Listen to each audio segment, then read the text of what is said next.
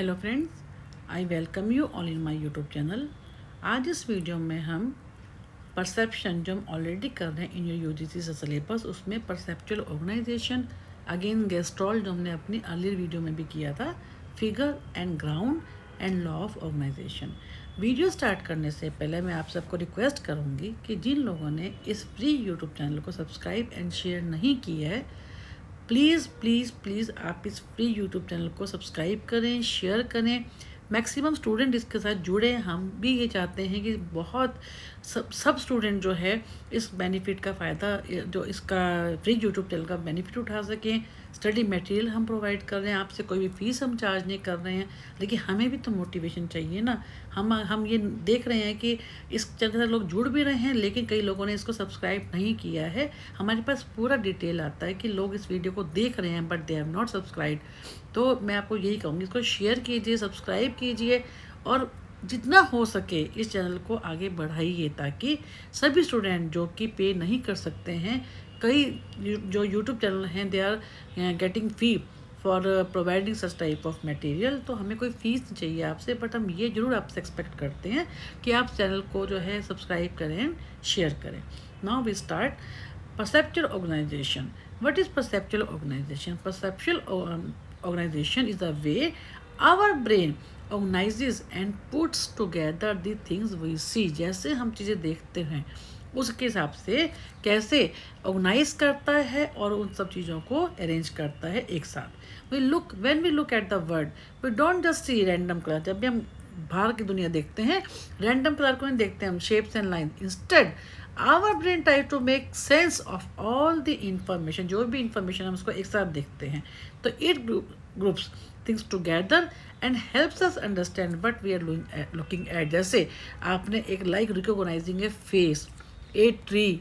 ऐसा तो नहीं होता जैसे कोई ट्री है, हम उसकी सिर्फ एक ब्रांच को ही, पूरा ट्री भी हमारा आंखों के सामने है ना, हम उसको एज ए होल भी देखते हैं। किसी को कोई हमारा फ्रेंड है या किसी को भी आप देखते हैं XYZ को, तो एज ए होल आप देखते हैं। And this process happens very quickly and automatically without perceptual organisation. The word would like a confusing mix of colours and light. ये हमारा क्या परसेप्चुअल ऑर्गेनाइजेशन। अब गेस्टॉल साइकोलॉजी क्या कहती है, जो हमने अपनी अर्लियर वीडियो में भी किया है कि gestalt psychology is a school of thought that helps explain how perceptual organization works। कैसे परसेप्चुअल ऑर्गेनाइजेशन जो है वो काम करती है। The word gestalt means as a whole, complete or pattern in German. Gestalt psychologists believe that our brain likes to see things as a whole picture। हम as a whole देखते हैं, जैसे मैंने अभी आपको बताया ट्री, ह्यूमन बींग, कुछ भी जब हम हमारे एनवायरनमेंट के कांटेक्ट में आते तो हमेशा हम एज ए होल की बात करते, ना कि स्प्लिट्स की, पीसीस की, not just a small pieces. For example, if we see parts of a circle, हम अगर हम सर्कल के पार्ट देखते हैं तो ऑटोमेटिकली हमारा ब्रेन क्या कहता है, ये एक फुल सर्कल है। This is because the brain is always trying to create meaning and patterns, and their famous saying is that whole is greater than the sum of its parts. के हमेशा whole जो होता है वो बड़ा होता है किससे, रादर देन पार्ट्स के। दिस मीन्स कि we see more than just pieces. यानी ये बिग आइडिया है। अगर आपको ये आता है इसके गेस्टॉल्ट अप्रोच का, आपको मालूम होना चाहिए कि बिग आइडिया क्या है ऑफ गेस्टॉल्ट साइकोलॉजी का, गेस्टॉल्ट अप्रोच का, कि whole is greater than sum of its parts. Gestalt psychology believe that our brain works in a special way में वो काम करता है। When you look at the group of things, जब हम कई चीज़ों को एक साथ देखते हैं, वो सीधी ओवरऑल पैटर्न देखते हैं, ऑब्जेक्ट देखते हैं, not just A separate item. Again वही चीज़ कि हम सेपरेट आइटम नहीं देखते बल्कि उसका ओवरऑल पैटर्न देखते हैं, कंप्लीट देखते हैं, एज ए होल देखते हैं। This is called the whole is greater. इसलिए हम उसको क्या कहते हैं कि whole is always greater than the sum of its parts. Imagine a song, हमें कोई एक सॉन्ग के बारे में सोचो। A song is made of, कई उसमें लिरिक्स होती हैं, बहुत सारी चीज़ें होती हैं, बट व्हेन वी लिसन, जब हम सुनते हैं, we don't just hear each note one by one, बल्कि हम we hear the full melody. The same thing happens when you look at the shapes. Same thing, जैसे हमने गाने की हमने बात की, सॉन्ग की हमने बात की, यानी उसी तरह से क्या है कि हमारा जो शेप है, when you look at the shapes, image और scenes, our mind fills in the gaps and connects pieces together so can see a complete picture. जैसे मैंने आपको बताया कि कोई सर्कल है, अगर वो स्प्लिट भी है, पीसीज में भी है इवन, देन हमारा माइंड जो होगा उसको एज ए होल ही रिटेन करेगा। अब ये हमने क्या किया गेस्टॉल्ट के बारे में। नाउ है figure and ground, second part. Figure and ground में क्या होता है? Figure and ground is a concept from psychology that explain how we focus on one part of what we see. ये भी हमने अपने अगले वीडियो में किया था कि जैसे आप ये वीडियो है आप देख रहे हैं, इसकी जो बैकग्राउंड क्या है वो वाइट है और जो लिखा हुआ जो टेक्स्ट है वो क्या है? ब्लैक है। तो जो लिखा हुआ होगा टेक्स्ट वो क्या होगा? फिगर, और जो उसके पीछे की जो बैकग्राउंड है that will be white. Again this concept is repeating, but because this is covering your syllabus, so we will explain each and every concept in this video. The figure and ground is a concept from psychology that explains how we focus on one part of what we see and treat the rest as a background. It is one of the most important parts of the perceptual organization. This means when we look at something, we usually focus on one part. जैसे हम किस पे focus करते हैं? एक part पे, like figure. treat the rest किसको हम क्या क्या बोलते हैं? Background. For example when you read a book, the black letters are the figure and the white page क्या होता है? उसका बैकग्राउंड यानी ground. Our brain naturally separates objects this way. इस तरह से अपने आप ही हमारे को ब्रेन उस ढंग से प्रोसेसिंग करता है कि हम जो है we can pay attention to the most important part. Even though बहुत सारे इन फ्रंट, भले ही वो सब चीज़ें हमारी आंखों के सामने है, but our brain helps us to focus only on the words, not on the background. जो जैसे आप वीडियो देख रहे हैं, आपका ध्यान वाइट बैकग्राउंड पे नहीं है, जो वर्ड्स है जो मैं बोल रही हूँ, जो आपको टेक्स्ट में वर्ड दिख रहे हैं, आप उस पर फोकस करें तो ये हमारा ऑटोमेटिकली हमारी ये ब्रेन की कैपेसिटी इस टाइप से होती है, उसके प्रोसेसिंग करने का तरीका ऐसा होता है। समटाइम्स दिस कैन क्रिएट, कभी कभी क्या होता है, ये इसको हम क्या करते हैं, इससे this can create optical illusion, very important. Where the figure and ground can switch places. कई बार क्या होता है, इल्यूजन हमारे को हो जाते हैं, जिसमें क्या होता है, फिगर क्या बन जाता है? मेन ऑब्जेक्ट है ना, एंड ग्राउंड क्या होता है? बैकग्राउंड होता है, लेकिन वो आपस में क्या होता है? रिशफलिंग हो जाते हैं। Our brain always tries to separate the important thing from everything else so we can focus and understand what we are looking at. तो कई बार क्या होता है कि way the figure and ground can switch places and we see different things depending on what we focus on. ऐसा क्यों होता है? Why is it important? This helps us make sense of the words. There are so many things in our view at once. Our brain needs to choose what to focus on. हमारे brain को ये देखना है कि हमें क्या focus करना है। तो अगर हम इल्यूजन हो रहा है तो कई बार क्या होता है, ground will be object and object will be ground. तो इसमें क्या कि figure ground organisation helps us recognise objects clearly, read text easily, spot danger, जैसे हम कहते हैं कोई मूविंग कार है ऑन द रोड, है ना, understand images and scenes quickly. Without this everything would look like a confusing mess of shapes and colours. तो हमारा क्या है, फिगर एंड ग्राउंड जो होता है ये बहुत इंपॉर्टेंट है। अब जो मैंने अभी आपको बताया कि how they can be switched, figure and ground can switch. Most of the time when we look at something our brain chooses what is the figure, the main thing we focus, and what is the ground यानी background. But sometimes our brain can't decide clearly. कई बार हमारा जो brain होता है वो ठीक से डिसाइड नहीं कर पाता है। इन सम पिक्चर्स और situations the figure and ground can change places, they can switch. ठीक है, कई बार ग्राउंड क्या होता है वो ऑब्जेक्ट बन जाता है, फिगर बन जाता है, और फिगर क्या होता है ग्राउंड बन जाता है। What was the background before can suddenly become the main object and the object can become the ground. अब देखिए, this is called a reversible figure और फिगर ग्राउंड रिवर्सिबल। जहाँ पे रिवर्स की बात आती है वहाँ पे हम क्या कहते थे, या तो फिगर ग्राउंड रिवर्सिबल बोलते हैं या रिवर्सिबल फिगर। इमेजिन, जैसे आप देखिए, आपको इस एग्जांपल से एकदम क्लियर हो जाएगा। If you focus on the bird it is the figure, ठीक है, स्काई क्या है, ग्राउंड है। बट अगर हम जो है फोकस बर्ड पे कर रहे हैं तो बर्ड हमारा फिगर हो गया और उसके बैकग्राउंड पे स्काई है वो हमारा क्या हो गया, ग्राउंड बन गया। बट अगर हम बर्ड्स को फिगर नहीं कर रहे हैं, हम क्या कर रहे हैं, उसके पीछे जो बैकग्राउंड है उसको देखें कि स्काई कितना सुंदर है, आज क्लाउडी स्काई है, या उसके जो है स्काई का कलर क्या है। अगर हम क्लाउड्स पे फोकस कर रहे हैं तो the bird might fade into the background and become less noticeable. तो इस टाइप क्या होता है कि your attention changes what you see as figure and ground.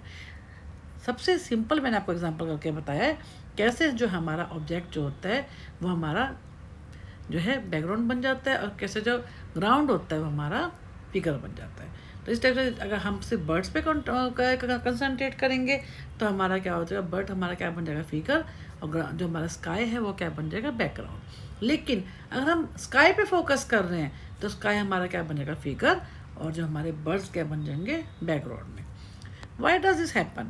Our brain is always trying to understand what it sees. हमेशा जो देखता है उसी को understand करता है. In tricky images, it does not know for sure which part is the most important. So it changes focus and that makes the figure and ground switch.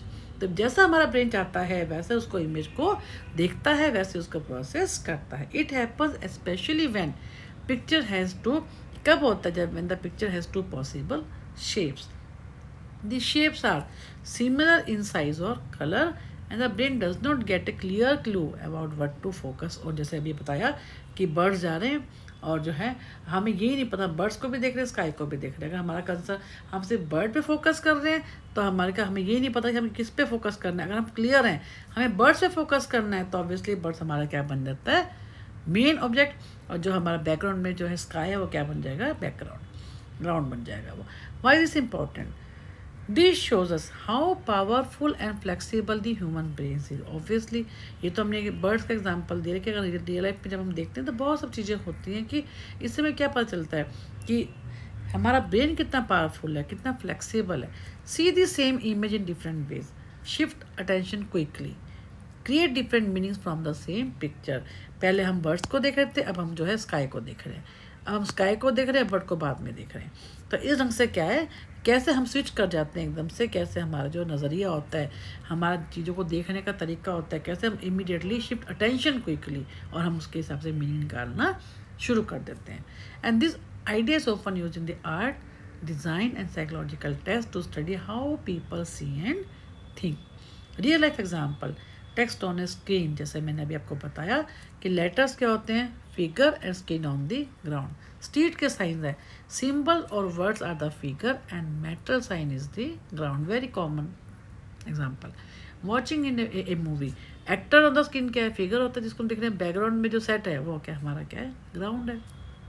Spotting A friend in the ground, क्योंकि हमारा focus किस पे friend पे है तो friend का क्या बन जाएगा फिगर, और बाकी लोग जो उसके आसपास है उस पार्टी में वो क्या है ग्राउंड.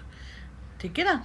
वेरी कॉमन है ये वो एग्जाम्पल जो, इसलिए मैंने आपके लिए इसके लिए रियल लाइफ एग्जाम्पल रखा है कि जो हम डे टू डे लाइफ में इन सब चीज़ों को यूज़ करते हैं, कैसे हमारा जो ब्रेन होता है इमीडिएटली स्विच कर जाता है जो हम दिखाना चाहते हैं.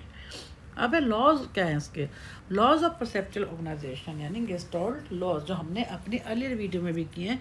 परसेप्चुअल ऑर्गेनाइजेशन के लॉज कौन कौन से हैं, जो Gestalt psychologists also gave us some rules or laws that describe how the brain groups things together. And इनको हम क्या बोलते हैं laws of perceptual organization या Gestalt laws, and they explain how we make sense of visual information. Law of similarity, जो चीज़ें पास पास होती हैं हम उनको ज़्यादा अच्छे से प्रोसेस कर पाते हैं, हमारा ब्रेन उसी ढंग से काम करता है.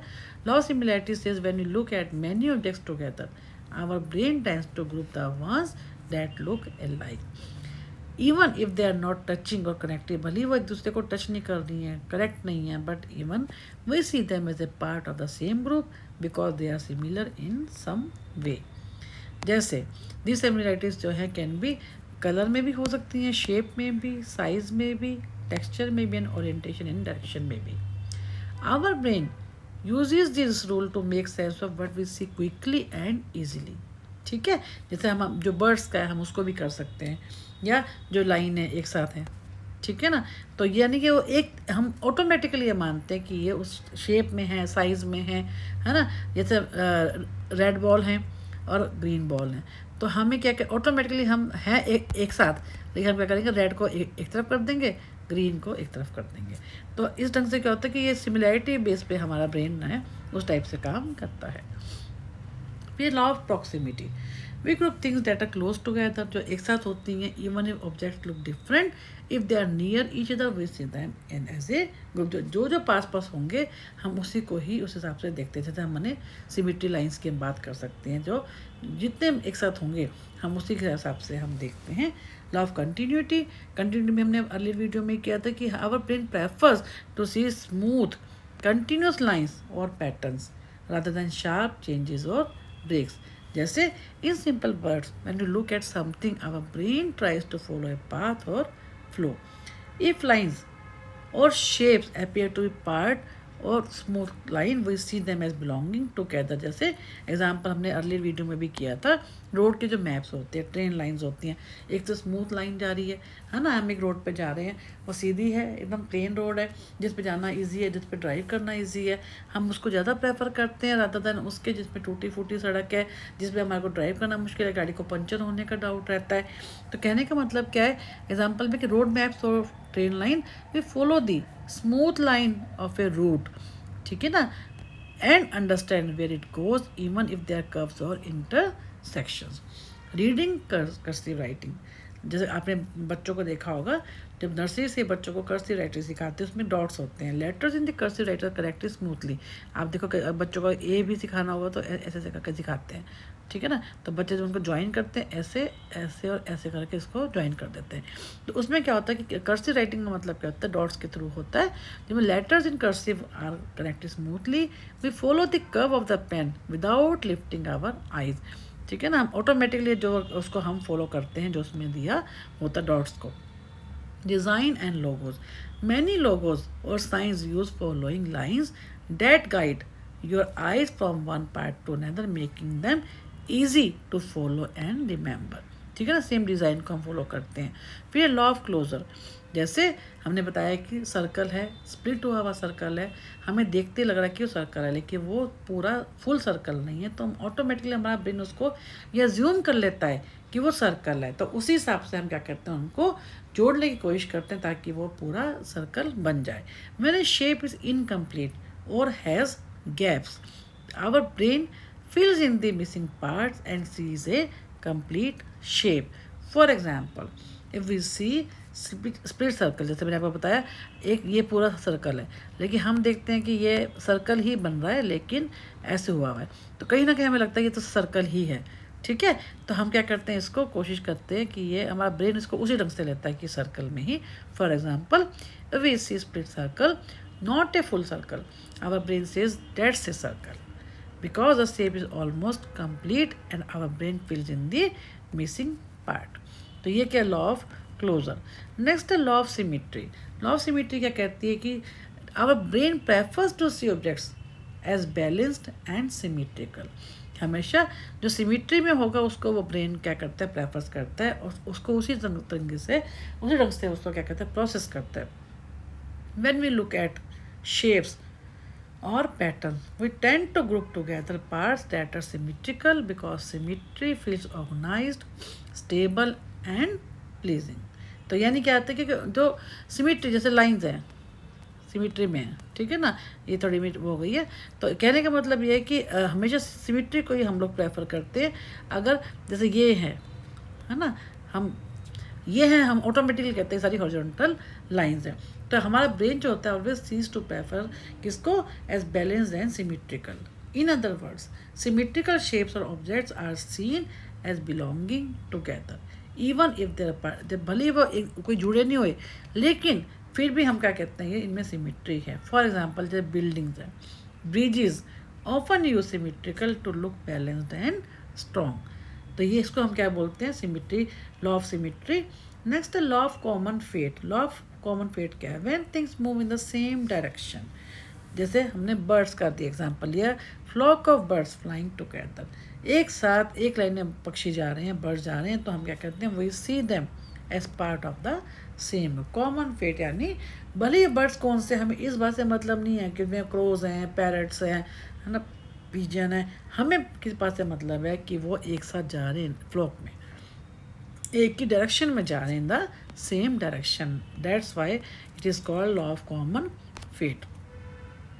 Next is why is perceptual organisation important. क्यों इसको हम इम्पॉर्टेंट कहते हैं, perceptual organisation is very important in our day to day life. It helps us reorganise, recognise, इसको हम रीऑर्गेनाइज भी कर सकते हैं. और इसको रिऑर्गेनाइज कैसे कर सकते हैं, जैसे हमने किया कि हमारा ऑब्जेक्ट जो होता है कैसे ग्राउंड बन जाता है और कैसे ग्राउंड जो होता है वो हमारा ऑब्जेक्ट बन जाता है ना. तो वो ये कि it helps us recognise spaces read words and find objects. आपको याद होगा हमने इसको जो है रिकॉग्नाइज के अलावा हम इसको हम ट्विस्ट भी कर सकते हैं। जैसे हमने कहा कि अगर जो है बर्ड्स जा रहे हैं और पीछे बैकग्राउंड में क्या है, स्काई है। स्काई क्या है, हमारा ग्राउंड है, ठीक है। और ये क्या है, हमारा जो बर्ड, अब बर्ड्स हमारे क्या हैं, वो हमारे मेन ऑब्जेक्ट हैं, ठीक है, या फिगर है। लेकिन आप देखेंगे कि अगर हमारा, क्योंकि हम जब इसको देख रहे हैं, बर्ड्स को देख रहे हैं, तो हमारे ग्राउंड बन गया। लेकिन अगर हम स्काई पे फोकस कर रहे हैं तो स्काई हमारा क्या बन जाएगा, फिगर, ठीक है, ऑब्जेक्ट मेन। और बर्ड्स हमारा क्या बन जाएगा, ग्राउंड। तो इसलिए हम इसको स्विच भी कर सकते हैं depending on how we perceive, how our जो है ब्रेन परसीव, हाउ हमारे जो सेंसिटिव ऑर्गन है, हम उनको कैसे इन्फॉर्मेशन को हम क्या दिखना चाहते हैं। It helps us recognise faces, read words, find objects and understand our surroundings. Without it everything would feel confusing and would not be able to act quickly or safely. It is also using, जैसे हम design में भी, art में भी, है ना, and advertising to make things more attractive and easier to understand. तो इसलिए हम कहते हैं कि जो हमारे लिए परसेप्चुअल ऑर्गेनाइजेशन है, that is very important because वो use it in our day to day life. Is very obvious है, बड़ा क्लियर है कि हम ट्रीज़ है, जैसे हमने एग्जांपल लिए, रोड है ना, ह्यूमन बींग्स हैं, हमारे फ्रेंड्स हैं, हम घर से बजाते हैं, अपना फैमिली देख लो, हाउसेस को देख लो, कहीं पे भी जाते हैं हम एज ए होल ही लेते हैं हर चीज़ को, और उसी ढंग से हम परसीव करते हैं उसको। हम कभी भी किसी भी इंफॉर्मेशन को पार्ट्स में परसीव नहीं करते, एज ए होल ही करते हैं।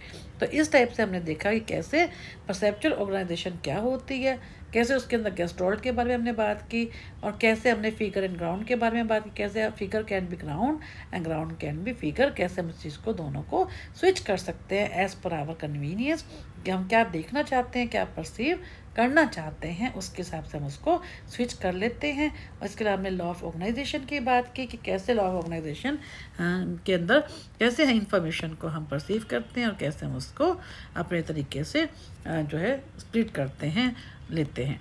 तो इसमें सारे हमने लॉज की बात की। लॉ ऑफ ऑर्गेनाइजेशन में वही जो हमने अर्लियर वीडियो में किया था कि ये सारा जो पूरा यूनिट ही, ये जो हम जो वीडियो है, जो परसेप्चुअल ऑर्गेनाइजेशन की हम बात कर रहे हैं, गेस्टोल्ट की ही बात करें, गेस्टोल्ट का ही ये है फिगर एंड ग्राउंड है, और गेस्टोल्ट की लॉज हैं जिसमें प्रॉक्सिमिटी है, सिमिलैरिटी है, डिफरेंट तरह के जो हमने लॉस की बात की है। तो ये सारे उसी का ही पार्ट हैं। तो इस वीडियो को हम यहीं ख़त्म करते हैं। नेक्स्ट वीडियो में हम नेक्स्ट पार्ट स्टार्ट करेंगे, और मैं आपको सबको रिक्वेस्ट करूँगी कि जिन्होंने भी इस फ्री यूट्यूब चैनल को सब्सक्राइब एंड शेयर नहीं किया वो मैक्सिमम करें। इसके अलावा मैं आपको एक और चीज़ बताऊँगी कि मैंने आपकी जैसे हेडिंग वाइज है, अभी जो हम कर रहे हैं, हम ये परसेप्शन का कर रहे हैं, अटेंशन का कर रहे हैं, है ना, हमने इससे पहले साइकोलॉजिकल टेस्टिंग का भी किया है ना, जितने भी हैं रिसर्च मेथड से किए हैं। मान लीजिए हमने एक पार्ट में टोटल 15 वीडियोस बनाई हैं, तो मैं आपके लिए इसी प्लेलिस्ट के अंदर ही, जो यूजीसी की प्लेलिस्ट है, उसमें हर हेडिंग के अंदर मान लीजिए हमने 15 वीडियोस कवर की, तो 15 वीडियोस को एक साथ मर्ज करके आपके लिए एक सिंगल वीडियो बना दूंगी, ताकि आपको कहीं भी रुकना ना पड़े, और आप इमीडिएटली जो है उस एक सिंगल वीडियो को देखकर जो है उसको पॉज करके आप नेक्स्ट वीडियो को, जब आपका अपनी कन्वीनियंस के हिसाब से आप नेक्स्ट वीडियो को देखना चाहें, आप देख सकें, ताकि आपका टाइम भी बचे और आपको कहीं पे भी ब्रेक भी ना आए। तो इस ढंग से मैं सारा ही, नॉट ओनली दिस, बल्कि आपके एमए साइकोलॉजी की दोनों साल की वीडियोस ना, उनको भी ऐसे मॉड्यूल वाइज और यूनिट वाइज आपके लिए सेपरेट एक सिंगल वीडियोस बनाऊंगी, ताकि आपके लिए जो है ईजी हो जाए। तो आई thank you all for being the part of this free YouTube channel.